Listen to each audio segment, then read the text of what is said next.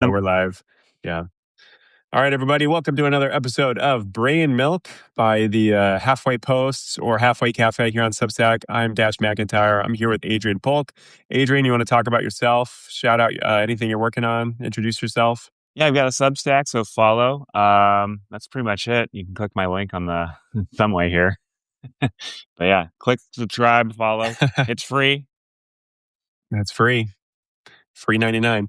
We got a lot of news to talk about, obviously. First up, the Iran war. Let's see. Would you say it's going better or worse than you expected? Did you see this coming at all? Were we wagged into this by Israel? Is Epstein blackmail involved with this? A lot of Feel free questions to there. just start cooking. Yeah.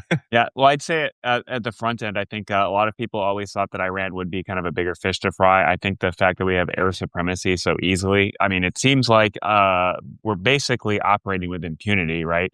So far, the only casualties they've reported are a loose drone or missile that didn't get hit by an interceptor or something and hit kind of an unprotected part of a base and like a building or something. And so, I mean, in that way, it's kind of a resounding success for our military. Granted, the problem with all of these kinds of wars is that when you want regime change or another country to change how they operate or do stuff, it's a political issue and not just a military one. So we can drop bombs all day until the cows come home, but that doesn't actually make the IRGC just surrender like Trump wants, right? Yeah. There's a lot of people in the IRGC. They have a lot of weapons. They still, have soldiers throughout the country. They have control of the country, and I guess there's reports that they're starting to arm the Kurds, but without any boots on Although the the ground. Kurds have kind of pushed back on that, saying that they're not doing it, and they remember all the times they've been fucked over and done a lot of the heavy lifting for America, and then Trump screwed them over multiple times by not helping them out and or giving them like funding and arms. And there's been like the Kurds actually released a letter citing 3 instances in which they kind of were on the offensive and had good positions, but then get kind of sandbagged by America, and then probably lost a lot of good fighters and a lot of good people because of Trump did not make good on that promise. What were those Um, 3 times? Were they all Trump? Because I know Trump kind of did that once in his first term, pretty bad. well, Trump did it really bad in the first term, but for against ISIS, the Kurds were really kind of the ground troops on a lot of the anti-ISIS efforts. They're in Hmm. northern Iraq, northern Syria, and kind of northwest Iran, which it is kind of interesting. I think the Kurds are the largest minority group in the world without self-sovereignty and a kind of self-determined nation. So, I mean, if one, we've kind of helped the Kurds in a way in that, like Syria, with Bashar al-Assad being gone, and now they have relative autonomy in northern Syria. Same thing in Iraq, obviously. When we first went into Iraq in 2000, or I guess the second time we've been into Iraq, they did a lot of the fighting, and they actually did not kind of declare independence and make their own little Kurdistan in northern Iraq when they really could have. America really got them on board of helping keep Iraq like a kind of a nation state and stop the country from breaking up. And then the Kurds supplied a lot of the actual manpower for fighting the insurgents and keeping Iraq relatively stable, and at least in terms of like their territory and borders, a kind of functional government. So I really hope Trump doesn't just try to make the Kurds do a lot of the fighting so we don't have to have boots on the ground and then fucks them over again. Yeah, I mean, they're really a travesty of history because they asked for a country during the Treaty of Versailles era, right after World War One.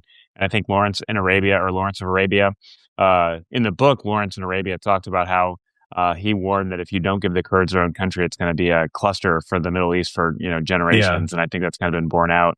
And they're kind of screwed over people just because they do, like you just said, they have huge populations in 3 countries, and they don't have a great history in that. So I guess we'll see. I mean, something's going to happen, right? If the IRGC doesn't give up from just being bombed, and like it's not like the civilians can just magically take the country from the IRGC if they're going to fight back, right? And if the IRGC doesn't Yeah. just give up and surrender, then there's no boots on the ground, as they say. So I guess we'll see. Right now, they're saying that there's not going to be any U.S. soldiers there on the ground, like U.S. Army types, but I mean, to some extent, like if we're arming different groups in Iran or certainly the Kurds, you can probably bet that there's probably special forces there that they're hiding the, it's pretty secret that they're there. So I wouldn't be surprised. I mean, it's like Vietnam, right? There were security Yeah. forces and advisors there for years before they publicly acknowledged that we were there and stuff. So I guess we'll find out what happens. But right Yeah. now, And it we seems like we're just bombing them, hoping a political solution just comes out of thin air, I guess, and I guess we'll see if that Yeah. happens. Although, yeah, like you said, we'll see because Trump is also now saying that he was looking at some Iranian leaders. Like a couple of days ago, he was just kind of calling a lot of outlets and just ranting. And on one call, he apparently made I news. did not hear that. Oh, yeah, yeah. So on one call, he was basically saying, "We think we have leaders who will be able to take over in a kind of like Venezuela situation where we're not actually doing regime change. We're just picking a new leader, I guess, who will play ball with Trump or something." However, if we did that, if we just picked a random person in Iran or maybe the Revolutionary Guards to just start taking over, I don't think the rest of the country would be on board with that, and he might have a pretty short life expectancy if he's all of a sudden just willing to do a deal with the great Satan of America and Israel. Yeah, well, I saw So this morning. I saw a headline. Oh, It oh, was like, oh, real quick though, and then on the second call, like he was doing a bunch of calls, and then on a call right after that call where he said, "Oh, we got some people we think we might be able to do a deal with." He called the next like outlet or whatever and said, actually, just kidding. We killed all those people, so now we don't actually have any contacts." And yeah, he came out, I think it was yesterday or the day before, saying that, or did a post, like a real legit policy out, like rolling out of a policy. He just said that he should be able to have a say in who the next leader is, which I don't think the Revolutionary Guard is that keen on giving Trump veto power over who they pick for the next supreme leader. So yeah, TBD on that.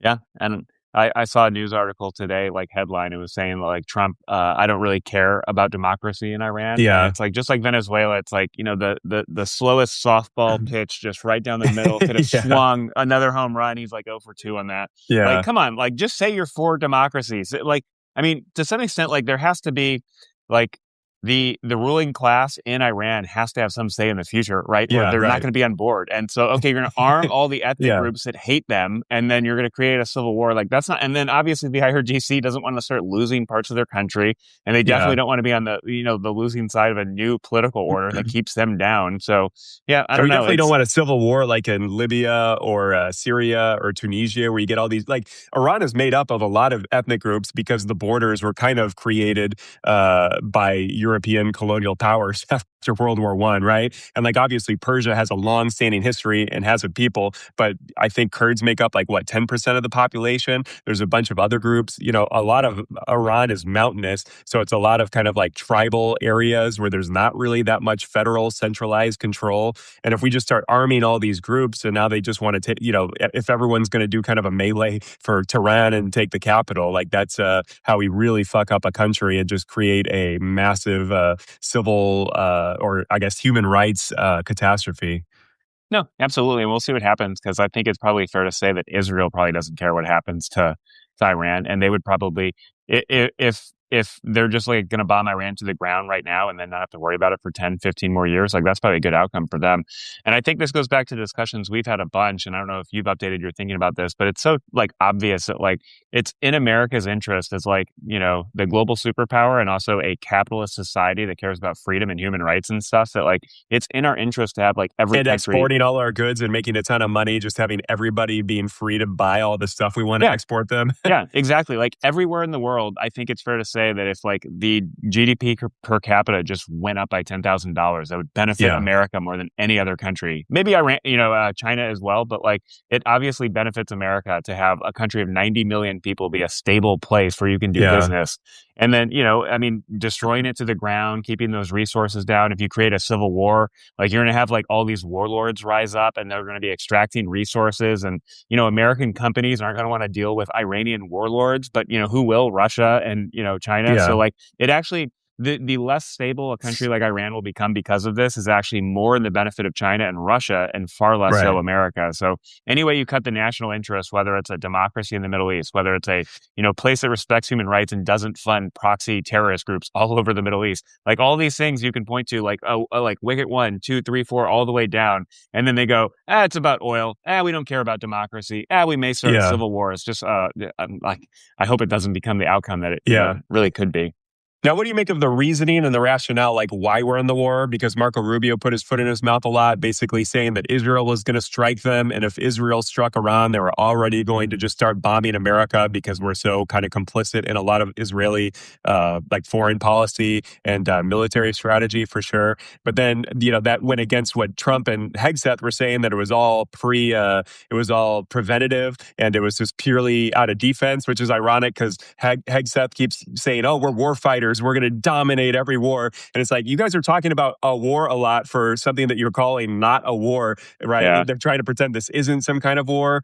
And then on top of that, they're already moving the timeline. So it was like just a few days of bombings. And Trump was, I guess, hoping like Venezuela, they would just sue for peace right away or something, or, just deal with whatever we did to them and just maybe like we can find somebody who will play ball. But Iran is not like ideologically, perhaps religiously, certainly not geopolitically a country that is just wants to play ball with Donald Trump and do whatever he wants, right? Like, Yeah. and it's interesting too, because their strategy of basically decentralizing the Revolutionary Guard, right? So even with all of these people dead, and kind of interesting too that the Ayatollah was kind of bombed at his own compound, like not even underground, like not really. I guess maybe it caught him by surprise, or maybe he's old anyway and wants to be a martyr or something for his country or something. Yeah, But allegedly.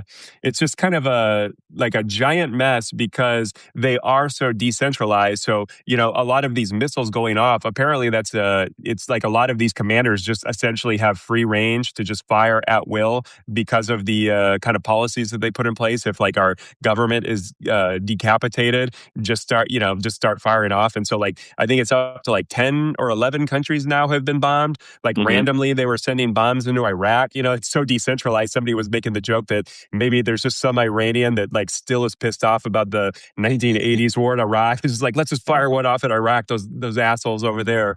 So kind of a mess. And everything's so decentralized. Like I guess they picked the Ayatollah's son to be the next supreme leader, which is, I don't think his life expectancy is very long if they're literally picking a family member of Khamenei or whatever. I believe Israel's stance on the new leadership selection is that we will kill him, Yeah. whoever it is. Yeah. No, but I'll say so. It's like it's so funny because people are like, "Oh, I like Israel is going to do this anyway," and it's like, "Oh, you're in the White House, you're the Secretary of State of the United States of America. You don't think you have any fucking power? Like, Yeah. I don't see why they don't just call up Bibi Netanyahu and said, "Hey, we just ordered the Abraham Lincoln to go east. Good fucking luck." Yeah. And the Ford is going back home. It's already been out for like 10 months or whatever. So, I mean, it's absurd that these people say, "Oh, we had no power over it." I mean, it's just an excuse. It's obviously a lie. And if it's not a lie, then it's another example. We talk about this like all the time about how people don't understand power and how to use it. Right. Um, Now they've been moving the timeline, so now they're saying even like up to 8 weeks worth of bombings. They're kind of putting their toe in the water about having ground troops. And again, we talked about the mountains and Iran really being kind of like a mountain fortress of a country. Like if we thought Iraq was a struggle, which is pretty flat and just kind of filled with desert, that's relatively easy for drones to fly overhead. Like Iran is filled with mountains, and I'm sure a lot of their bases, missile like bases and launching points are probably all underground and in mountains. So this is not going to be an easy war. And I don't think Donald Trump and Pete Hegseth have the competence or like attention span even to really, focus on a long-term ground invasion, right? I mean, that would just be a disaster for us. Like how many American troops would die. And we haven't, of course, declared war. So they're kind of using the flimsy rationale of the authorization for force from like Afghanistan and Iraq. So now that's like going on 25 years now. And we're still invading countries off of this super, you could say outdated and obsolete authorization for force. What do you think of? Undemocratic, Yeah. to say the What do you least. make of Congress's just cowardice to go on record and basically declare war? They're all just giving Trump, I guess, as much room as he needs or wants to do whatever he wants, independent of Congress, despite how much that's spitting on the Constitution and the checks and balances, Well, and it's like of course the founding fathers' intent for yeah. Congress to be able to declare war. It's like the political version of like the two armies fighting each other, and they're like the one side's like, "Oh, we can't give up. We need a stronger position." And it's like, "Oh, we can't give up now. Yeah. We're winning." And Right. it's like, Right. "Oh, So Congress doesn't want to have to do anything because they're afraid they'll take a bad vote that people will like, I don't know, hate on them for, or they'll make a mistake. So, I mean, it's cowardice not to vote for it. Like they should obviously have a vote for it. And I think the Democrats are trying to force that, right? Like, so they made them vote on the War Well, they tried, Resolution but it Act. failed. Yeah. And they're, well, I mean, yeah. And then it's like, I heard that, uh, Ro Khanna, I think, is trying to pass a bill in the House, basically to do a vote for the Iran war, even though he's against it. He just wants to force everyone to actually have to Yeah, vote right. like positively or negatively for it. So yeah, I mean it's bad. Like I mean the American people deserve it. Like our represent like I mean the way our country is founded, the Constitution, the Federalist Paper, like 150 years of American history is like Congress ought to declare war. You know, we haven't been doing that since Korea, right? I think Korea is the last time we Yeah. formally declared war. And like And the whole point of abolishing monarchy was just that the king doesn't have the right to spend any money he wants, doesn't have the right to just start wars with whoever he's personally, uh, hates. yeah. And like, you know, there's US citizens who are in the military, like they should be their Right. their you know, duty and you know, the obligation that they serve for the country is voluntary. And like I think the government like run by their fellow citizens, because like Trump and members of Congress are just fellow citizens. Like they have a, you know, they should be respectful of the fact that like, you know, if they're going to be asked to go do something and potentially die, like, you know, they should have the representation of the entire American people actually say, yes, we need this. This is in our national interest. And it's not just like the president doing it unilaterally. Yeah, and I think it's pretty obvious that this is not in our national interest. You know, Trump fired a lot of people in the military, I guess, just kind of picking and choosing which generals and admirals or whatever would actually agree to just doing whatever he wants, right? And even now, prior to invading, there was a lot of comments from like, you know, obviously former, but even current military leaders that were basically saying this is not going to be easy. It's probably not a good idea, but I guess, you know, Trump being the commander in chief, they have to do it. I guess if Well, I mean, feasibly there's some legal argument that it's legal, right? right now it seems like And it's easy, thanks to but everybody for the love, by the way, real quick. They're saying I love the Halfway Cafe. Thanks to everybody for watching and for enjoying my comedy. no, what I was Shout going out to to say all though, y'all. uh, and this is an interesting question. Like, is it in America's national interest? Like, well, maybe. Like, but this gets into the political question. Like, okay, we're bombing people. How does that solve a political issue, right? Like, for Right. example, like the whole Afghanistan war was like, if we just keep bombing the Taliban, do we make them respect human rights? The answer is no, they No, don't. And it's like, 20 years or 25 years later, the Taliban's in control of the government right now. yeah. Yeah. So it's like the same thing in Iran. Like, it's a political issue. We want them to change their government. It is maybe you could disagree. I think it is probably in the national interest of America to not have Middle Eastern countries run by like autocratic dictatorships who have like some crazy, you know, world ending end times ideological belief and commitment that they need to martyr themselves to, you know, remake the Middle East and, you know, keep down the Sunnis and stuff and wage war against the And great accomplish Satans, which jihad against all the infidels. yeah, the great Satan, which they've included us as, you know, great Satan. So like, you know, in terms of national interest, again, like, you know, maybe it is in the national interest to make a, you know, peaceful, stable country in Iran if we can, right? Now that begs the question of like, okay, well, how are we going to do that? And, you know, okay, we've eliminated the regime. And then the, you know, the question of what comes next is again a political issue. And they don't seem to have thought about that. And they've accidentally killed the people they had in mind. So it's like Yeah, literally right. like just throwing a dice into the air and everybody's like around the world just like, oh, I wonder what it's going to be. And Yeah, like, you right. know, the IRGC included, right? Like how far is America going to take this? Yeah. If they bring And the it is US, yeah. it is interesting too because the Ayatollah was really, really old. There were rumors that he had cancer and maybe had like, you know, he was what, like mid 80s or something like that. So he probably didn't have that long to live anyway. I mean, what's a better roll of the dice? Just waiting to see if maybe Iran like picks a new Ayatollah that's a little less crazy or certainly younger and maybe of a generation that isn't just like Israel and America, the great Satan because of things that happened in the late 70s and throughout the 80s, right? Like, you know, maybe that would be a better roll of the dice of just generation change of Iran's leadership.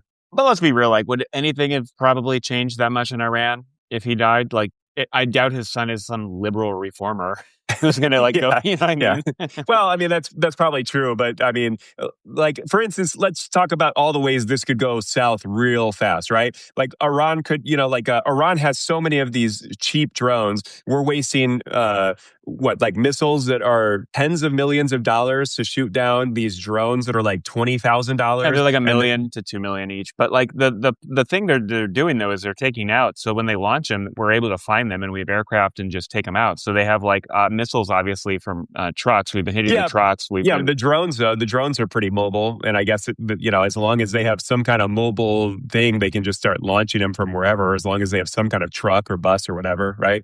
yeah. But like, let's say we start running out of stockpiles, right? Because I mean, Trump, he's always projecting. He truth socialed out that like we have our stockpile is so good, except Biden. Yeah. It's like the cupboards are bare kind of thing. So he's blaming Biden while also saying we have more than enough munitions to take care of this. So you can tell that obviously that's something that people are talking to him about. Is like, hey, we don't have weeks or months worth of like anti-drone missiles to launch, right? And now it's very ironic that he's kind of a little bit begging Ukraine for help with the drones, because Ukraine is very sophisticated with drones that take out other drones for really cheap, right? So a little ironic there.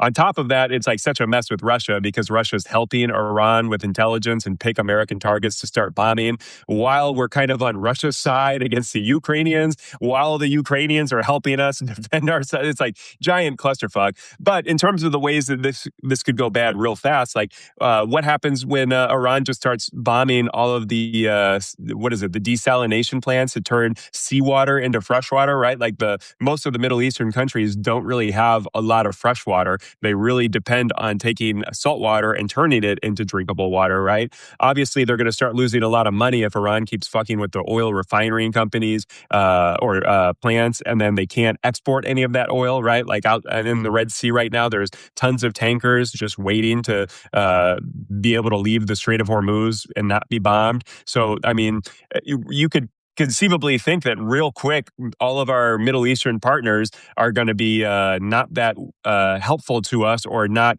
interested in even supporting the war, if all of a sudden now they're dealing with potential revolutions and protests, right? Because their people have lost their fresh water. They've lost all their oil money to not just bribe all the groups of people with money and like their kind of like aristocratic classes, right? That have, power, if not power and money, if not actual political control, right? So already you see like Saudi Arabia, Bahrain, the Emiratis being a little cautious right now, and not go, they're putting out messages that they're not really, obviously in the background, I think it's been reported that they've been pushing Trump to attack Iran, but I don't think they want it Yeah, to be so bombed congrats to relentlessly Tiger too. Pichu too, right? Yeah, And right. and I'll say like, to some extent, like these countries should have had fucking plans for that. Like every military does red teaming. Like, oh, what will the enemy do? And if we do this, what Yeah. could they do? And it's so like, okay, that goes back to the lack of planning, and like this is like a roll of the dice. They're trying to see if it works. Like, we've been very fortunate that not a lot of Americans have died. Like a lot of those Gulf countries haven't been hit as bad as much as they probably feared. Like they could have been, like military planners and people who like, do geopolitics for a living. But yeah, I mean, in terms of like, do I think the Gulf states are going to have revolutions if they get hit more? No. And like, yeah, the people can probably, they'll probably suffer more than obviously Americans will. But like, Well, also those countries aren't going are to you run talking out about of short money. term or medium term or long term? Because I mean, let's say Iran really starts bombing the shit out of like Saudi Arabian water and oil, right? Now they have no money and no water. Like, what? Don't you think a lot of people in these Middle Eastern countries might be like, why are we helping Israel and America destroy a fellow Islamic nation? I mean, despite all of the things that they've said in the past and all of the, when they start running out of water and resources, right, very soon they're going to start maybe taking an anti-Western, anti-American, certainly anti-Israeli stance, right? And you get kind of big populations in Saudi Arabia, the Emiratis, right, that maybe don't even really support their governments anyway, and now they're being allied with these people that are or with like America and Israel that are so thoroughly destabilizing the Middle East once again, opening up maybe another occupation, and who knows how many wars or years of war, right? I guess maybe. I guess I'm just a little skeptical that like the people, like, I mean, as far as we know right now, they still have interceptors, so they're probably saving some in reserve for things like that, critical infrastructure like that. I imagine we're doing everything we can to degrade their ability to target stuff like that and take out. So if like they launch some drones, I guess the question is, okay, what's the range of their drones? What can be hit? Are they making, that's another question. Are they making preparations right now? Like, oh, maybe this isn't going the way we thought or hoped. Yeah, And like, right. what are they doing now to fortify the, desalination plants. And, I hope their capacity is not, they're not 99% capacity of water needs right now. So if one goes down, people start going thirsty. But I guess we'll see. I don't know anything about that. But I mean, that just goes to like all these countries are going to reap what they sow, right? Like everyone was afraid of Iran and thought that like their military is formidable. It turns out that it's probably not. And so far we've been bombing them pretty successfully. And, I don't know. I mean, to some extent, like, do you think the IRGC will just keep going for the next couple months? I guess, it's possible, but do you think they're Yeah. gonna? I mean, it's also possible you just have like literally a generation of just terror attacks all throughout the Middle East and against Israel and against America, right? Because now all these Revolutionary Guard people that still have contacts all around the Middle East, right? Like Iran's got all kinds of networks, and obviously Israel's been very successful kind of destroying a lot of those. But you just need like two guys in a truck going somewhere and just, setting off a bomb in a giant marketplace or a subway or True. something, right? No, that's true. That's a good point. Like, yeah, that's we've really opened up a hornet's nest, and I guess we'll see how many hornets get out and who they sting. So, Yeah, right.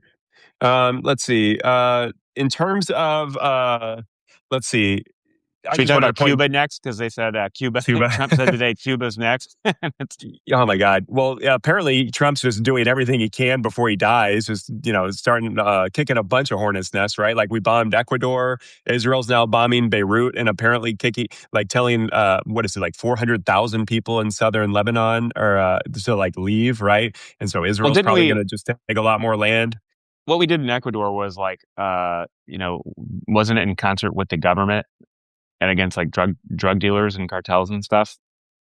Yeah, possibly. Yeah, So I I mean, guess like so. maybe, maybe that's a plus too, going after some cartels. Like, you know, I not not the way I would do it, not the way I would plan it out, But right? But like, isn't it? Yeah, but it's kind of becoming a like we're just bombing indiscriminately, maybe too many places. Like, is our focus really? Can our focus be everywhere? Right? Especially if we're going to send boots on the ground in a kind of slow mission creep that just keeps going longer and longer. And then, oh I mean, no, these Iranians, we yeah, need another surge, one more surge, and we're so close to pacifying the Iranian people, having democracy, right?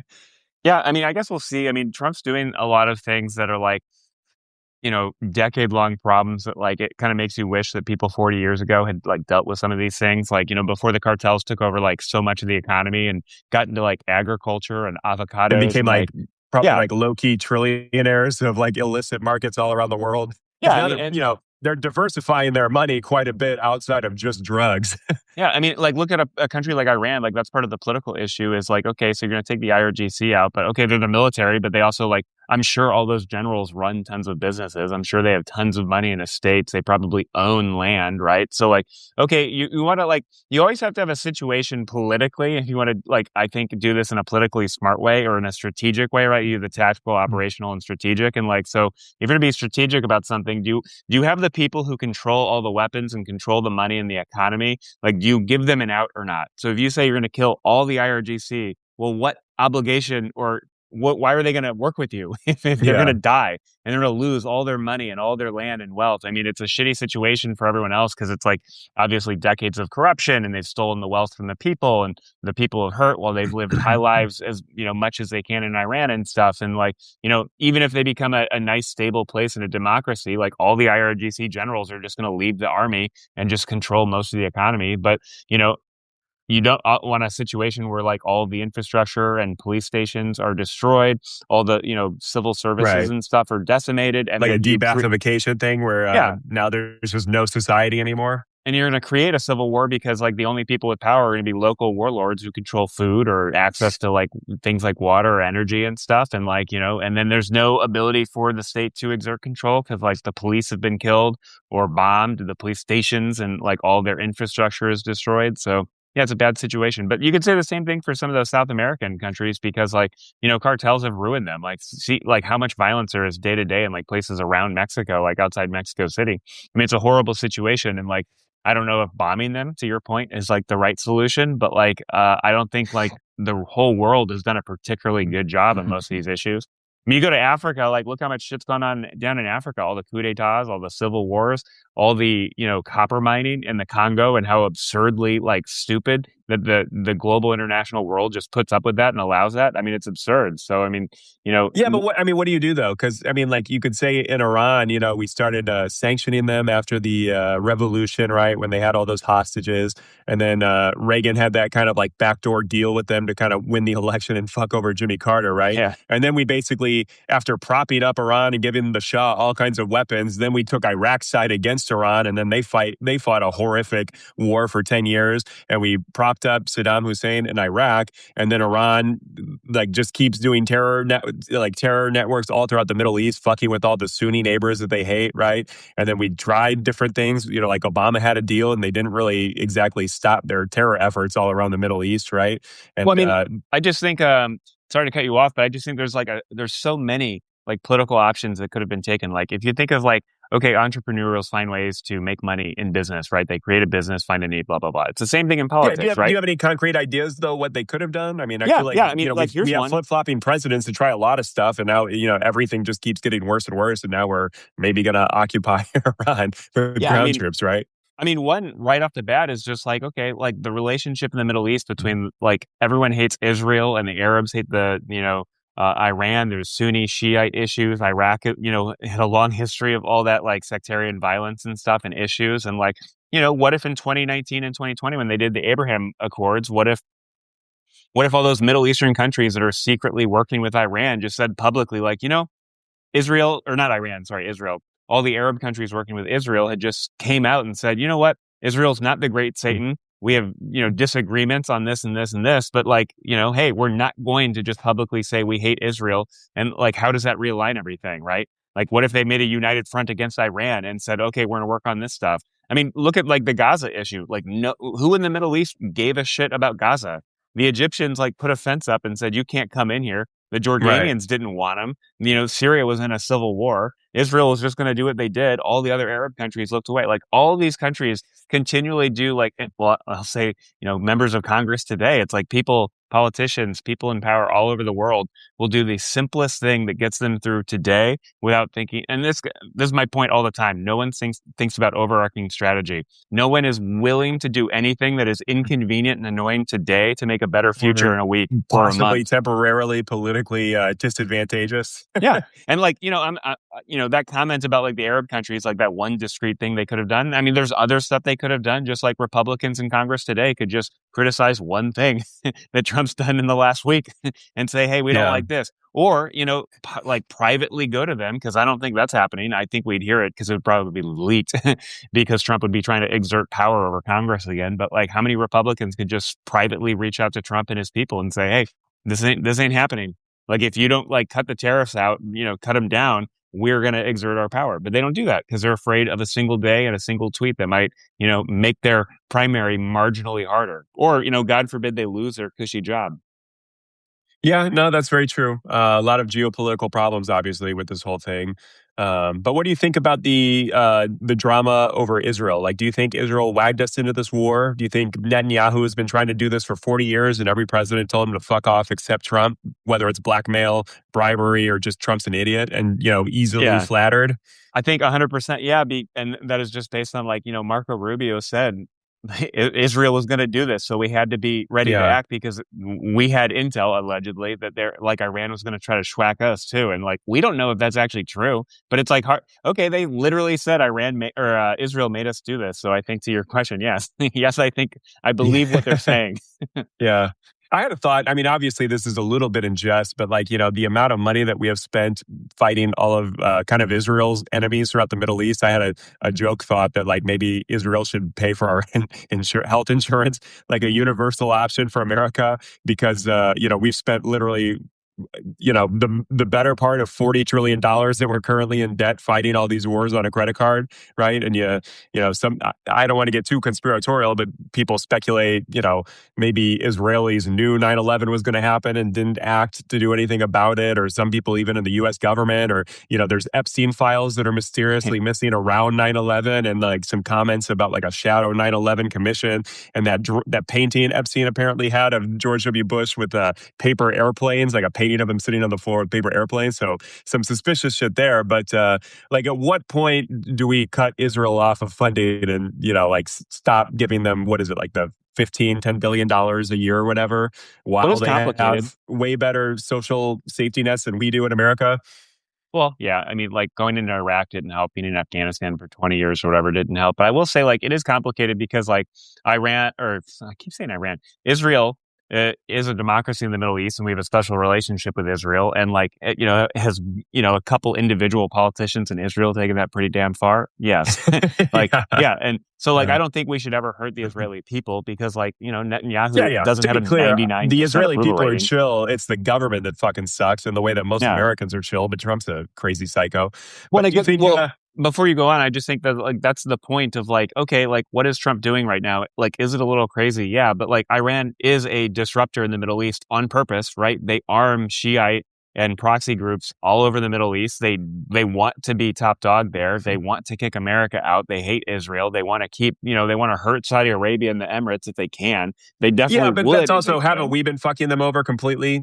Like there's a lot of speculation that like most people in the IRGC at the top levels are just Mossad agents who don't know each other, right? There was that guy that just got arrested by the IRGC because he miraculously has missed like 10 bombings that killed a lot of other Iranians, but he's managed to like skate by on like all 10 of them. But I think I heard that he was arrested and even killed by the Iranian government. So Well, and like here's something even for you. when the Ayatollah died, apparently Israel like minutes later got like photo evidence of the body to get an ID. So clearly, someone close to the Ayatollah was probably like on the Yeah. Mossad payroll, if not some like super deep agent, right? Well, that's there's a joke about how shitty like the Iranian government is and how everyone hates their own government in Iran and how horrible it is because they said Iran's the only country where CIA operatives and Mossad can just go anywhere in a public place and be like, raise your hand if you want to be a spy against your government. And people Yeah, just, yeah, I want to be a spy. So yeah. like, that's a joke, obviously, but it's like obviously indicative of something. So yeah, I mean, Iran's like a horrible country. It's led a failed state, basically. They keep all the wealth from the people, right? They keep the people down. They keep women down. It's a horrible place for human rights. They like murder people in the streets or whatever, do public executions and stuff. Like it's horrible. And that, like, that's not to say that it doesn't also happen other places in the Middle East. And that's, an indictment on them and Americans, and the State Department should, speak out about injustices like that. But, to some extent, like, America's top dog. We want to be top dog. We want to protect our national security. I believe technically, and my understanding of social science and things like economics and human rights and political science, that like people thrive a tad better when you have Yeah, human rights in capitalist markets, and yeah. you don't have a And ruling elite. some degree of choice on who your Yeah. leaders are. Yeah, exactly. And like, so if we know that to be true, and I would argue that like social scientists have proved that, like, well, maybe we ought to be doing things to try to bring that about. Like, for example, it's like the CCP and like the level of control that they have over their people. Like we wouldn't like that here. And if we don't like it, and they're just going to export that if they can, and they're going to take over more areas, they're going to take over the whole South China Sea. They want to take over Taiwan, and it's just like, should we fight against it? Like, yeah.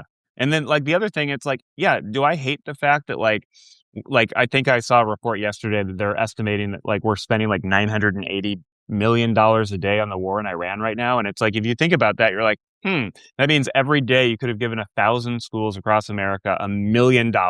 Here's Right. $1 million school in blah, blah, blah, Iowa and blah, blah, blah, Minnesota. But instead we're dropping bombs in Iran. But like on the other side of that is like, hey, Iran, you could have had a functioning, country with a open market where your people thrive, and then you'd be better off too. So like if we're gonna be top dog, at least we're gonna spend the money to keep other people from hurting us or hurting other people. And it's like people say, oh, it's so terrible we spend so much on defense, but if we're actually defending anything like capitalism and human rights and freedom, not in like the George Bush sense, but like in a liberal kind of sense of values, like we should be doing that. And it's an indictment on the rest of the world that there's so many Yeah. dictators who want to keep other people down.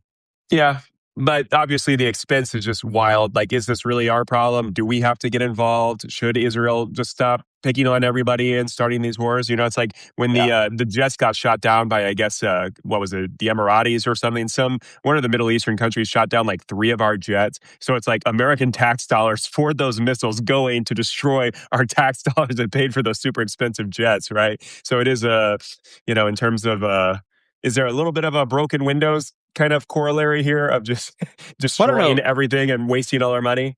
Well, it goes back to like the comment like I've made a couple times now that if America disappeared tomorrow, how many wars would break out in the next year? Probably a lot. And then, if all the American equipment, military equipment we've sold all around the world disappeared, what would happen? Well, those people, instead of using our equipment, would just pick up sticks and go kill each other and try to steal each other's Yeah, land. or So, like, AK-47s. yeah. I mean, it's like, look at Europe. Europe used to like, I don't, a cursory glance at the history of Europe is like every European country and polity basically every year getting all their soldiers and trying to steal land from each other for Yeah. 400 years until the Yeah, invention of the steal atom bomb. all the farm resources and burn down all the villages. Yeah. Yeah. And like, that was probably, I bet like living through the 30 years war in the 1600s was a shitty time to be Yeah, around right. and living, especially in Germany and Central Europe at the time. But Yeah. like, yeah, the fact of the matter is like that's how life is. And like, the a maybe this is a little ideological of me, but like the idea of Madisonian democracy being a good thing where we respect human rights and people are allowed to own property and that like some, dictator executive can't just arbitrarily take everything from everybody, send them to die, send them to jail, etc., Yeah, I make them agree. I agree slaves. in theory, but also like the Iraq war that lasted what, like 15 years and 250,000 people dead, and then kind of back to a status, like a relative status quo in the Middle East in terms of Iraq being a country that's kind of fictional and maybe shouldn't exist and has all these minority groups that don't really belong together and Well, I mean, like, struggling. you don't want to I don't want to get into like an esoteric philosophical argument and debate about like a chicken and egg situation, but like it is true we probably would not have done Desert Storm if Saddam Hussein had not invaded Kuwait. That was a personal choice he made, and so you're like, oh, the Yeah, Gulf that's true. Wars. Right. And the second time, like it turned out that he was lying about the chemical weapons, but he did a pretty damn good job of convincing people that he was. He wanted us to believe that he Yeah, was a and so threat. like Yeah. yeah, would if Saddam Hussein had made it publicly known that like apparently people say that like he spent the last couple years of his life in power before 2003 like writing fucking poetry, like maybe if he'd worked a little harder to show that to the public we wouldn't have invaded again. And it's like the same, I don't know, you go in it over and over and over again, like Well, to be fair, if you get into power by killing all of your closest allies yeah. and then keeping bloodthirsty, like an iron fist on the country, maybe the sentimental poetry you've written is not the dictator play.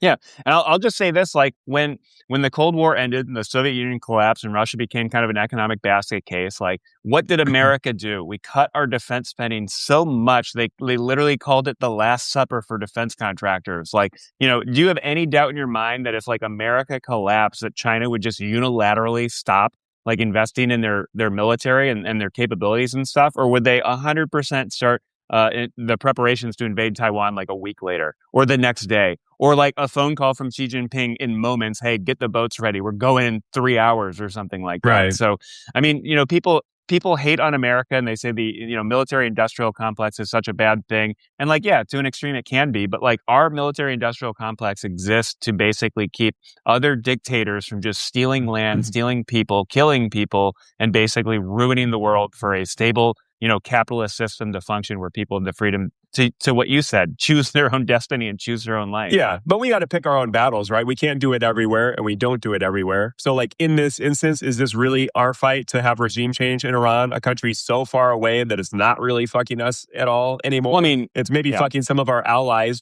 and you could say it's maybe destabilizing the price of oil and resources and trade and things like that ultimately do get back and harm Americans in some kind of like a measurable fashion, right? But is this really our war? Should we spend another $10 trillion and another 10 or 15 years on another forever war in this country? Like, is this the right time and place to choose one of these, pat America on the back for being such a conscientious police No, state kind of war? no, and yeah, obviously the pat on the back is kind of going on the wayside the last couple of years with everything that's going on, and like we might not even be a Minnesotan democracy in like 8 months. So I guess we'll see. The Yeah, jury's out on right. that one right Yeah, now.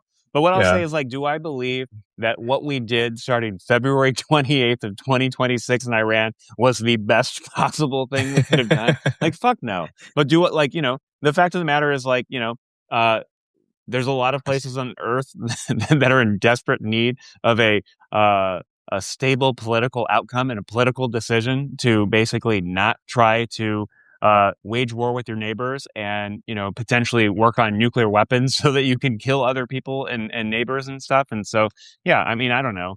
I don't know where I'm going with that. I guess I forgot your exact question, but yeah, I mean, I don't think that what's going on right now is ideal, but like, Yeah. it's probably What not do you the think worst about thing in the world. what do you think in terms of Trump's domestic politics? You think, I mean, this war is pretty unpopular. It obviously has the potential to go real bad and to spiral out of control, right? What do you make of Trump doing this now, kind of like in a midterm year? Is that misguided? Is this going to really trash Republican approval ratings? Is this going to be bad for all the Democrats that maybe vote for it or don't, work hard enough to stop it? Do you think, not to throw too many things out at you, but do you think APAC now has kind of jumped the shark and maybe that's going to be a litmus test in like Democratic primaries over how much money from Israel you've taken? Like, I mean, probably a lot of liberals are going to have problems with that, right? I do think APAC is maybe not going to, there's going to be a lot more Democratic candidates from now on not taking APAC's money, maybe even some Republicans, like kind of MAGA, like Lauren Boebert, Marjorie Taylor Greene kind of types. Well, I'd hope so. I mean, to some extent, like again, and that obviously, I don't think any of the White House is going to see it the way I do. Like, I think they should kind of like stop allowing so much influence and power and especially donations from like Israeli groups that are so like obviously they're not even like American partisan, right? They're pro-Israel partisan, and they're like, I think that like some of the I'm not going to say a conspiracy theory, but I think it is probably true that a lot of those groups probably do care more for Israel day to day, Yeah. especially for big important issues, and they probably care about America. And I think that they are, funneling money specifically to candidates who are going to do what's in Israel's interest, not American interests. And like, do I think most of our interests align? Probably, right? And I think that's fair to say. But yeah, I mean, I guess in a democratic system, I would hope that when you see like such extreme overreach and absurd activities by the government of Israel, and essentially our own government is admitting that they forced us into this war, like that's a terrible thing, and Yeah. I think Right. Democrats should push back. But do I think like I don't think it should be. Well, I guess it gets back into the whole like Iran conflict thing in general. Like, is like I don't think it's necessarily going to be a litmus test for me, at least, that like all Democrats need to oppose this war, because I think like while you can oppose like how the Trump administration is handling it, I think you can still have the idea of America's national interest in your mind. And, a broken Well, what do you clock think is about the right spending twice a bill? day. Should Democrats vote for that? Right, like the authorization vote failed, but should Democrats stonewall some kind of funding bill? Right, like I think they the should tax the rich. They should 100% say we will fund this, but it is coming from taxation, that we are oh, that's creating a a good new idea. tax Yeah, structure I like that right idea. now. We are taking Yeah, your money every single pay period yeah. right now. And if Elon you Musk has to spend $1 billion a day yeah, I mean to like pay for this war. Yeah, yeah, I mean, to some extent, like, we have an all volunteer Navy, all volunteer force. So, like, the fact that like the average citizen's kids aren't going, that leaves a right. degree of separation between the average voter, the average citizen going about their day. And then, it used to be that like, oh, people knew people in the military or had family members in the military. And then it used to be, oh, people knew people who were in the military. Yeah, Now it's like people don't even know people who are in the military. And I yeah. think that's a It's problem. kind of insular. They all live in military communities and things like Yeah. that, and it's just And, the and kids of even, former veterans are enlisting. Yeah, and even taxation, like, right, you just get like the same amount taken out of your paycheck every single pay period. Like, if you get a raise, maybe you get a marginally higher, like, tax rate for some portion of your money. So, like, you're so removed from, like, okay, this government is arbitrarily spending $1 billion a day right now on something we don't necessarily need to be doing. It's also involving killing people and literally putting Yeah, Americans at risk abroad. And you could make an argument that, like, the FBI is on high alert right now for sleeper cells in Iran or Iranian like sympathizers who want to like just go shoot up a school or a movie theater or something. So like this is having real costs, and that's one of the biggest indictments on George W. Bush, that is, like when we went to war in Iraq and then paying for Afghanistan. The fact that he said like everyone should get a tax cut, everyone go to the yeah. mall, pretend Go like buy nothing's TVs. happening. Yeah, Yeah, it's right. horrible. And like those are our citizens, our fellow citizens are wearing uniforms. They're going over there. They're at risk. Some of them have died. They're going And to we're not paying continue being at any risk. minor inconveniences for it. Yeah. Yeah. Yeah. And then, what the Republicans still probably would cut taxes if they could. And, Trump has been talking for a year and a half about how the tariffs are going to give everyone like a bonus or something, or, a check, which is obviously not going to happen. And now it's not even constitutional. So it's like, Yeah. like And not, apparently it's been ruled we have to pay interest for as long as he doesn't pay. I didn't hear that. That's funny. Yeah. Yeah, I mean, I just think in a perfect world, if you're going to go to war, okay, fucking turn on the taxes right now. We are not Yeah, like, I mean, that's true. essentially, If we're not going to pay any consequences at all for the average person, surely the billionaires that have the most disproportionate effect on picking and influencing our leaders, they should definitely have to pony up for this. yeah. And I mean, that's another thing too. I mean, like you can get really creative. I doubt this would be constitutional, but like, if the political system is going to war, like maybe defense companies don't make profit. Like, if we're actually Yeah, physically, right. like you can, but I mean, there's like I'm not going to, that's not a hill I'm going to stand on. That's just a quick thought I had. But like, Yeah. the idea is that like our country is going to war and the citizens have no involvement. And, some of that is the White House's fault too. They don't even tell us why we're doing it and they're lying Yeah, to us. right. And it may have been another country forced us to do it. And, it could very well be that the Epstein files, like, I heard an interesting story that there's like a alleged story that some people have told on podcasts that I've heard that allegedly the Israelis like tried to blackmail Bill Clinton in like the 90s because of like his affairs and stuff and the Monica Lewinsky thing. And so if they were willing to try to blackmail Bill Clinton 8 years ago, like I have no doubt that Trump, who's the president who's probably the most blackmailable in American Yeah. history, Yeah, yeah. well, Because he's stupid, easily flattered, greedy, a pedophile, yeah, and perverted. Yeah, he's yeah, like and the Goldilocks Patsy. yeah. So I mean, if they were willing to do that 28 years ago or whatever to Bill Clinton, I have no doubt in my mind that they wouldn't Yeah. try to blackmail Trump if they were like, And this Trump is wouldn't even existential realize for it. us. He'd be like, Yeah, they love me. They're just sending me women and money. I must be a genius. yeah, yeah. Yeah, It's absurd. We live in absurd times, obviously. we really do. Do you think this will influence the 2028 primary on the Republican side, like Marco Rubio and JD Vance? Like it seems very anti-America first and I think anti-MAGA. I don't even want to talk about 2028. I think we have to get through 2026 and have like the likely blue wave of Democratic members of Congress Actually actually get be seated. seated. Yeah, Yeah, right. before we should worry about 2028. Yeah, maybe that's fair. Yeah. Anything else you want to add on Iran before we change topics? I mean, I don't know. I guess I could give a hope. Like I hope the IRGC realizes that, like, hey, maybe okay, they killed the top one echelon. They're going after the top two echelon, and like, oh, I'm I down think here in they're the already on like echelon 3 or 4 now. well, yeah, yeah. So at some point, there should be people And who echelon realize. 5 is just all Masadi. Yeah. Well, I mean, and this goes into like Cuba too, because like, at some point, like, okay, the writings on the wall for the, the Cuban leadership, like, Yeah. okay, like if you're like in the circle around the leadership of Cuba and you're like just out, like some of those people should be thinking, if we just Maybe like it's a give good up, time to retire. well, retire, or like, hey, if we like, and that's another thing I find amazing. Like, is there any doubt in your mind that if Cuba were just like, let's say magically Cuba's government goes, okay, we're gonna be pro human rights right now. We give up. Communism failed. We're going to be a democracy right now.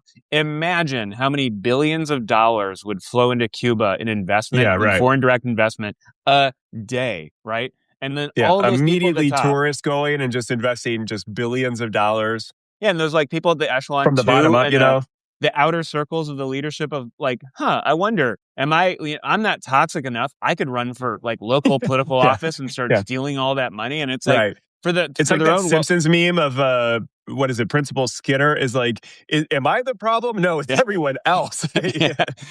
Yeah. So I mean, to some extent, like, yeah, I hope like Cuba doesn't have to get bombed. I mean, like, yeah, we're yeah, I don't know. I guess real quick before we change topics, what do you make of like steel manning Trump's argument? Like I hear some people, the kind of people Which that one? it bewilders me that people think like Trump is some strategist and like I guess billionaires and like really rich people. There's some people out there that think he's just like a genius playing chess here. But like the argument I've heard is that it's kind of like disentangling Iran from Russia and China. And basically, like now that we've taken Venezuelan oil, I guess ostensibly away from China or something, that Iran is next and we're going to disentangle their oil and resources from China and get rid of one more partner of China. And it's all an effort to box out China completely. And I kind of steel manning, I guess, their argument I hear about Russia and Putin and why he's so pro Russia is just that we're trying to get Russia to invest in the West and Europe and America and open up all of their resources to American firms instead of Chinese firms. But like to me, it's hard to understand the steel man aspect of it because Putin has these delusions of grandeur, right? Russia hates America, hates the West, thinks the Soviet Union was like betrayed and Well, they never believe, should have disbanded, right? So, like, I don't think Russia, like, maybe you can bribe Putin or something, but I don't think the Russian people or most of the Russian government is necessarily going to flip on a dime and like leave BRICS, leave China, right? I don't think Iran, like, I don't know. What do you make of their like steelman arguments to what, be fair to the other side or something? It's hard for me to fathom what they're even yeah. like, how what they are saying has any bearing to reality. Well, I think so. First off, like, the one of the most important things, which is like kind of borderline conspiracy theory, is like it's hard to steelman anything until we know what the fuck is up with the relationship between Putin and Trump. Like, Yeah, the right. Helsinki meeting where he came out looking like a beat ass like little dog, Yeah, and then Putin right. looked so happy. It's like, okay, like before I can steelman. Something went down there. Yeah, so let's ignore that for a minute and like, okay, let's still. So I think the other side of it is like, okay, Trump likes Putin, so the right wing of our country had to come up with reasons why Russia is not that bad, and then you get into the Yeah. Tucker Carlson. Look at their grocery stores; they're not so bad. Yeah, And like, one grocery store in Moscow is glittery and super high end. yeah, Wow. when it gets into As if they're going like 100 miles outside of Moscow and see the poverty that the average Russian lives in. yeah, which is absurd because like the average Russian is so much poorer than like every other Yeah, European, poorer than including like Romania and Ukrainians. Bulgaria, I think, per capita. Yeah, and so like there's the other aspect too where it's like No the shame on Bulgaria and Romania, of course. It's No, I just mean Romania and Bulgaria have right. developed a lot. They're and good countries. Like they're really powerful members of NATO. They care about like EU integration and Yeah, stuff. right. And like yeah, so yeah, shout out to Romania, Romania and Bulgaria. But no, so like Yeah. the other part of Russia is just like in the favor that they have among the right wing here is just that like it's kind of like that trad wife kind of bullshit like ideology, right? They just believe that Russia is a pro Western pro like Western civilization, pro like they're anti woke, right? Because they're Translation white. yeah. And it's like, I think I remember like hearing somewhere that like some religious leader in Russia, it was like 15 years ago, but said there's no gays in Russia. And it's like, that Yeah. can't be true. Yeah. But like, Right. yeah, so it's this weird like ideological belief. And it's also, it's like putting that like the pegs in the proper space because like Trump obviously likes Putin in Russia. So like that's part of it. But the steel man, like, yeah, I mean, I don't like Russia, has a lot of resources, but like so do other countries. And like we could completely just like stonewall Russia. And like we don't get a lot of stuff from Russia, but like, a lot of European countries kind of deluded themselves into thinking that somehow Russia would magically transform itself, against the wish of most. Yeah. But there's a lot of like Trump and Kushner kind of affiliated groups and companies that I guess ostensibly would start like drilling all that oil, taking all that timber and opening up all those resources, right? But like I keep thinking about the fact that like Russia really is like centered around Moscow and Leningrad, and most of Russia, particularly the Leningrad, what year are you in? St. St. Petersburg? Petersburg. Sorry, St. Yeah. Petersburg. But most of Russia, east of the Ural Mountains, right, is not really like filled with white Christians that we think of when you think of Russia, right? And so, like right now, Russia has so much of its military being destroyed in Ukraine that, like, I keep thinking that, like, like Russian disintegration is just as plausible as like their regime keeping control of all that land, right? There's not a lot of military presence there. It's not like Putin is giving a lot of money and funding and resources to all those people and their schools and hospitals and things like that. There's a lot of areas of Russia that like kind of live still pretty traditional lifestyles in terms of, like there's a lot of Siberian peoples that Who are, don't have not washing machines and tried to steal them yeah, from they're not Ukrainian living houses. exactly developed lifestyles and standards of living. So it's interesting to think that like I guess I have this thought that maybe steel manning, to be fair to like I guess the Trump idea of foreign policy is that we don't want Russia to fall apart and then maybe China just take all of those eastern territories. And already, aren't there something like 1,000 square kilometers or something that China already thinks is Chinese territory? And there's some border disputes, of course. But like now with the military being degraded and, there's the thinking that maybe Russia, if they ever tried to send some nukes, like maybe those missiles don't work and maybe those nukes don't work. And maybe they've just, the kleptocracy is ruined and sold all of that shit, like all the jet fuel and stuff for the missiles. So like, to steel man it, is there any reason to like want to preserve Russia's government over all of its territory just to keep like, I don't know, China from taking all that? Or Well, it's is ironic. there Like any reason to think that or be worried about that? it's kind of ironic because these shitty dictatorships actually benefit from like the respect for sovereignty that the rest of the Yeah, civilized right. developed world is kind Yeah. of propped up. So like yeah, I mean like could China take Mhm. it from Russia? Absolutely, except for the fact that Russia has nukes. Like do I think like I mean I wonder if there's probably some people who in a geopolitical sense think it's probably good that we can keep China at least partially contained by having them have a dependence on other countries. Like, for example, most of their oil comes from Iran, right? And they get a lot of liquid what is it, natural gas from the Qatar and UAE or whatever. Yeah. So, like, Liquid you know, natural gas. Yeah. yeah, so they have a ton of resources that they have to import, which makes them inherently, Right. at Yeah. threat to things like, boycott of products or Yeah. whether it's our Supply treasury chain doesn't let them trade. Yeah, disruptions, supply the chain choke point of disruptions. the Strait of Malacca that most of their Exactly. resources have to go through. Yeah, so like geopolitically, it does make sense to keep them from that. But like, do we have to prop up Russia? And like, in a perfect world, like if Russia were to collapse, you could just like recognize those places as individual countries and then that respect their sovereignty. Now, the Right. question is like, would China Should actually? Mongolia just go Leroy Jenkins just start invading a shit ton of Russian land? No, well, yeah, and then the question is like, okay, like let's say you have some Siberian republic that comes out of some hypothetical breakdown of Russia. Like, is China just going to invade and steal it and say it's ours now? But then you get into like the whole like, China's But been they don't really have to quietly, invade and steal, but they could just start doing, extend the Belt and Road Initiative, start building a bunch of airports yeah, and highways and stuff, and then just, you owe like 50% of your resources now, or you owed us or something, right? which is like actually strategic thinking where you actually take control Yeah, of the resources and you don't right. go to war and Without just alienating all the people and yeah, killing your people in a war. yeah. So that is actually strategic thinking. So What do you think of, some people were kind of speculating that it might break out into World War III, right? Like China and Russia moved a lot of assets into like the Iranian area, right? And they're certainly China's are they monitoring assets things. or are they just like signals intelligence because they're trying to like get every little bit of information on Well, yeah, how exactly. America Some wages kind of war? assets that are able to take a lot of intelligence, study the way our missiles work and the speed, practice, maybe trying to see if their targeting systems can I mean, yeah, I take them wouldn't say out or they're like something. military assets. They're just like intel collectors. Like, and China doesn't really send a lot of their ships outside of the South China Sea and East China Sea, and the western parts of Yeah, the Pacific independent of Ocean. that specific though,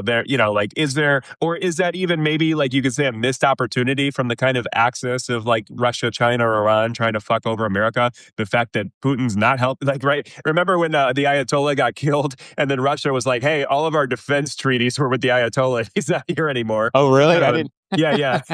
I think they use that little loophole to get out of like directly sending Russian troops into the to help defend or whatever. Well, that's incredible. Well, I mean, Yeah. and that gets like to the That's funny too. It's like all these dictatorships. It's like they never hold up their end of the bargain. They're never trustworthy. They always fuck over all their allies, right?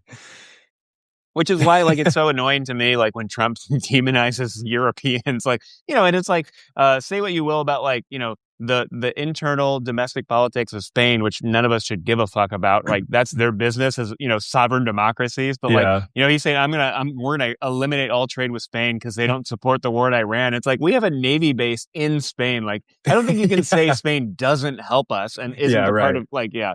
So I mean They it's so sent troops to help us. They didn't find a loophole to not go to Iraq and Afghanistan with us. yeah, and it's the same thing when Trump is like complaining about like the cheese protections that Italy and France have on American Yeah. cheese, and it's like a good ally, unlike the dictatorships like you were mentioning. But like France isn't going to go to war with us because we put a 10% tariff on cheese. But Yeah. imagine like you can imagine a situation where dictatorships and autocracies like they do get little pissing fights because you didn't help me with this or you backstabbed me on this and like yeah they're all in it for themselves. So like. I guess we'll see what happens. It is funny. I did not hear that about how, hey, we had relationship and treaties with the Yeah. Ayatollah, not you guys, Yeah. not you Oh, chumps. yeah. Oh, it seems the guy who signed this is no longer alive. Yeah. Yeah. Let's. Any other last thoughts on that? We've been talking probably like an hour now on that, but we got a lot of other good things. You got some free time? You want to still keep Yeah, talking? yeah. All right, let's talk about Kristi Noem being out. That's big news. Kristi Noem out, being replaced with Mark Wayne Mullen, who is maybe like one of the dumbest people in Congress. You can Nepo tell. baby.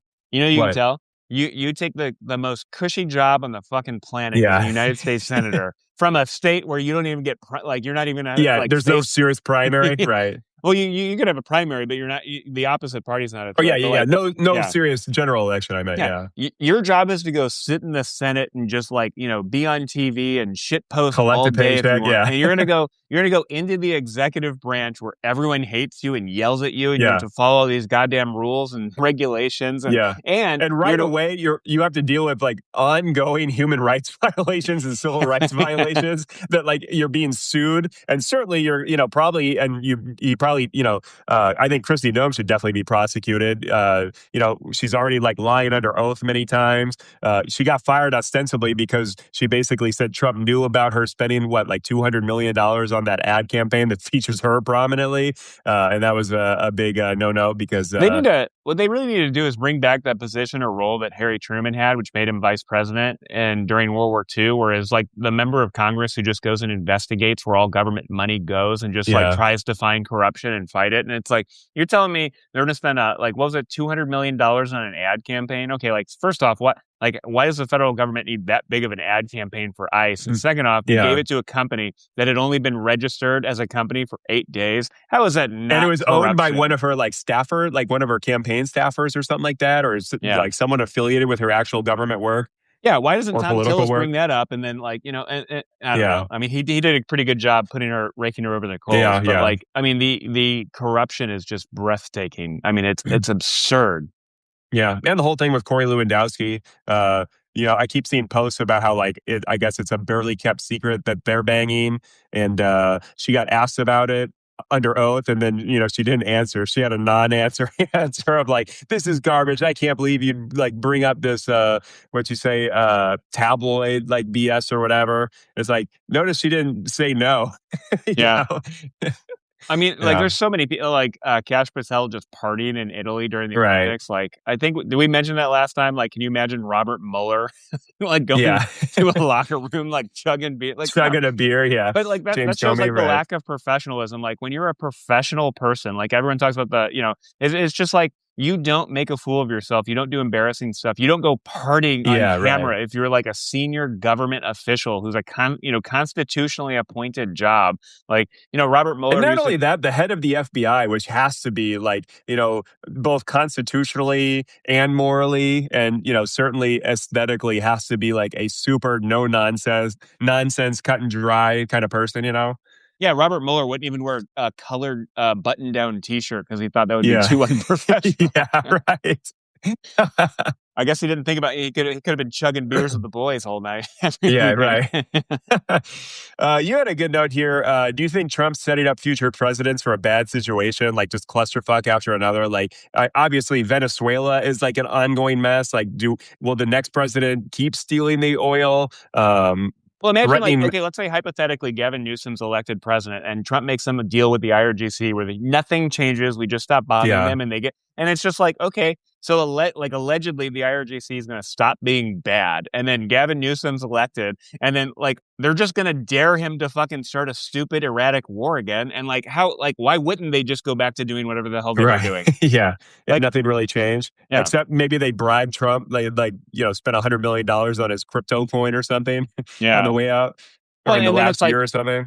yeah. I mean, I guess to some extent, it's like the madman theory. Like, if, okay, you've convinced the rest of the world you are a madman. So then when a stable, normal president comes in, like other Yeah. people who've Right. been, I don't know, yeah. dismayed by fear of what you may do to them, you may send And two carriers around yeah. the world to bomb them. But yeah. The madman theory I hate so much, or that people act like that's some kind of like genius geopolitics, but it's so dumb because as it's like the Spider-Man rule: with power comes great responsibility, right? Like Hmm. America, as the strongest country and the most sober country in the police state, should just be like, to every country, if you do this, we will do this. It's going to be proportionate. It's going to be, like you got to know what we're going to do. And sure, it doesn't make for like a great social media post or a cable news interview or something of just like some crazy guy where you literally have no idea what he'll say or what he'll threaten or who he'll threaten, right? But like as the world power, like everybody should just be on the same page. If you don't do what we're telling everybody to do and you're not playing by our rules, this will happen and we'll do this and everyone will be be on our side and we'll isolate you and fuck you over. And you can just keep digging your own grave, but this is how it works and this is what it's going to be.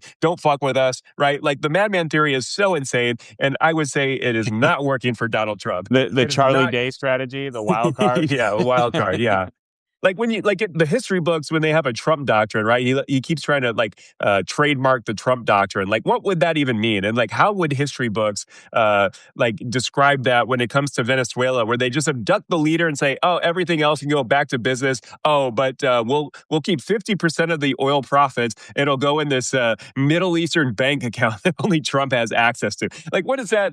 What is that? Well, the Trump Trump doctrine? Yeah, the Trump doctrine is inherently not like repeatable or replicable. Like no other politician will be Yeah. able to What? replicate Yeah. this like supposed strategy, the 4D chess that we're witnessing day to day.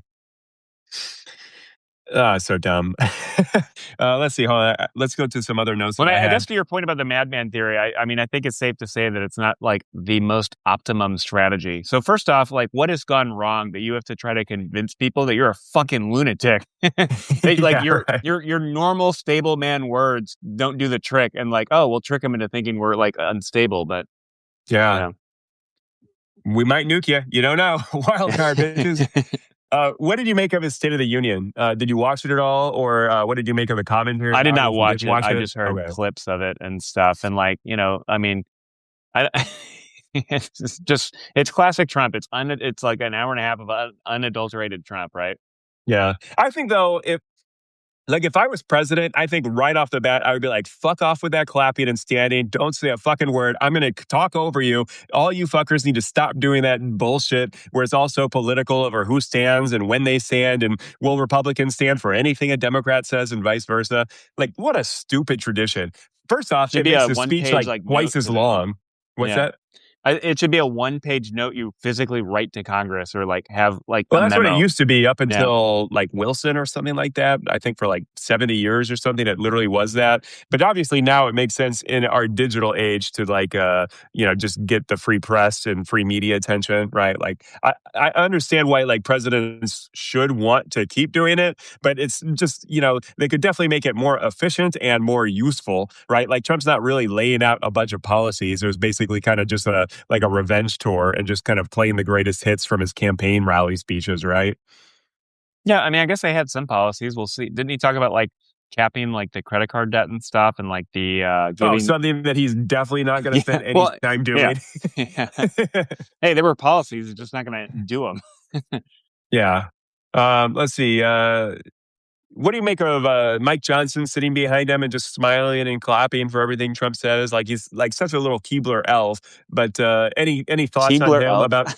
Yeah, he kind of looks like a little baby Keebler elf, baby face. But I like have no comment you on know, that, but in terms of his speakership, like, isn't he just the worst, weakest, most feckless, spineless Speaker of the House probably ever? Like, he's got so much power. He's so close to the presidency himself, and yet he exerts no influence on any current events whatsoever. They're not like they have this rare trifecta of government with full control of Congress, and they're barely passing any bills. And I saw an article that that the Republicans are in such disagreement that they are quite possibly not even going to take advantage of this year's opportunity to do the big all-in-one reconciliation budget plan. That well, I'm they're glad. so well, yeah, it's good for America probably, but isn't that wild that they're so incompetent and rudderless that they are not even taking advantage of a simple majority up-down vote that they can pass basically just a laundry list of funneling a bunch of money to whatever pet projects, random Congress people have? Well, they have a funny conundrum because one, they can't do anything that gets ahead of Trump, and two, like some of the things that would be popular, they can't actually do because it would make Trump look bad. Because we're at the point now where if you mention like, hey, those like service members who died were heroic, they're like, oh, you hate Trump, and it's like you can't say anything. Yeah. But like, I would just say like, what are they going to do? Get rid of like inside trading? Like, I bet the White House is up to their fucking eyeballs in insider trading, and they to go after Yeah. corruption. What are they going to do? Are they going to go after the Epstein files? Like, what can they do that doesn't Yeah. make Trump look bad? Right, Anything right. popular or anything that's makes government more efficient or like less authoritarian, anything they might do positively to benefit the American people takes away from the MAGA movement, I think. So they can't Yeah. do anything. They're going to, yeah, and just make Trump look bad. And they What have no are they going to agenda. regulate? They can't regulate executive power. They can't Yeah, regulate, right. the Supreme Court. They can't regulate Yeah, I don't know. They can't regulate anything, and they certainly can't hold the executive branch to account for anything because it'll just make Trump look bad. Yeah. Do you think they'll do some kind of just major tax cut and call it a day? Like they'll just, Probably. that's the one thing they all agree on. Just let's fuck the debt even more one more time before the midterms, and probably Democrats made a giant blue wave. Yeah, maybe we've already taken all of our kids' money for the future. Maybe we can start tapping into our grandkids' money for the future, Yeah, which is so right. wild because they're doing this, they're living like this, and then they're like, well, maybe we can ruin our currency so this debt doesn't look so big, so we can spend Yeah, more money. right. Right. Yeah. Maybe we can really inflate the economy while unemployment is rising really fast at the same time already, right? Yeah. Yeah, and then it's dumb Um, because like now the economy is starting to sour. Like they had the 90,000 jobs lost report yeah, today, and last like so month, yeah. yeah, and like already like the Trump administration is like negative, I think, or like net like job Yeah, creation, so nothing. manufacturing is going down. It's kind Which of is plummeting ironic because because they Trump's kicked a bunch of people out, so you'd think their jobs would be available and that people right. would be taking them, Yeah. and anyone who wanted a job could find one. But like, yeah, so it's like, it's like everything. It's like Keynesian economics is you save money when times are good, so you can spend it when times are bad. So we spend money when times are bad, and we spend way more money when times are good. And now, Yeah, right. it's like what happens when you have a 2007, 2008 crash, but then there were $40 trillion of debt. Like that's fantastic, isn't it? You Yep, wouldn't have and we no tariffed means to. all the other countries who are our allies that would buy that debt. Yeah. Well, and the funny thing So is they that don't like wanna Trump help and us, and they want to disentangle their economies completely from, American just chaos. yeah, I mean, like essentially, like when Trump came into office, he had nothing but tailwinds, right? Unemployment was low, inflation was coming back down, like Yeah. wages were going up, like COVID global. was kinda over. Yeah, I mean, like to a very small degree, some manufacturing jobs. It's like Trump had done nothing. He had nothing of tailwinds, and the economy would be great. Except he's instead like done the deregulation of the '90s, the Smoot Hawley of the '30s, the tariffs of like Yeah. the 1870s and '90s, and Yeah. like he's like doing every economic bad thing you can imagine when he had like the greatest economy Yeah, possible for a right. incoming president. While pissing off all of our closest trade Yeah, allies, which is yeah, so weird. That's what I don't get. Like people who steel man the argument. It's like everything's about China, man. You don't understand. We're isolating China and getting rid of all their resources and access to money. Well, then why are we tariffing all our allies to just start saying fuck the sanctions and fuck American trade? We'll just go do business with China because Trump is willy nilly going 15% tariffs, 25% tariffs. Oh, Brazil's leader, I don't like 50% tariffs, right? Like, just how is that helping or how is that hurting China? The fact that China now will just be the new giant global powerhouse that they'll just go to for all their imports and exports. yeah. Good question. I mean, and if like we Yeah. really cared, like we would just, I don't know, maybe we could increase taxation a little bit and build more submarines or something.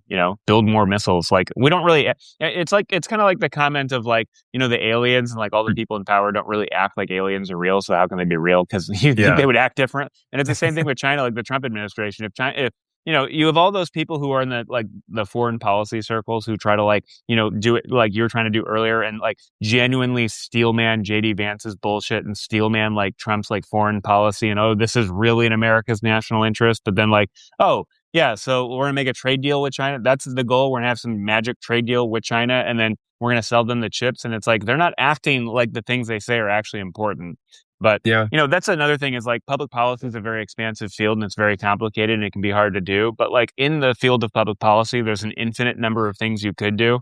Are you good? Or Oh shit, little blood. That's odd. Maybe that's. Yeah. I got a cold, so I've been blowing my nose a lot. Maybe I just flooded the yeah. capillary. Well, we've been talking for an hour and a half. That's probably a good spot to end. As you're Yeah. Classic. All right. Thanks everybody for listening to Brain Milk. I'm Dash McIntyre. Adrian Polk. All right. Catch you later, everybody. See ya. Have a good weekend. Toodles, everybody.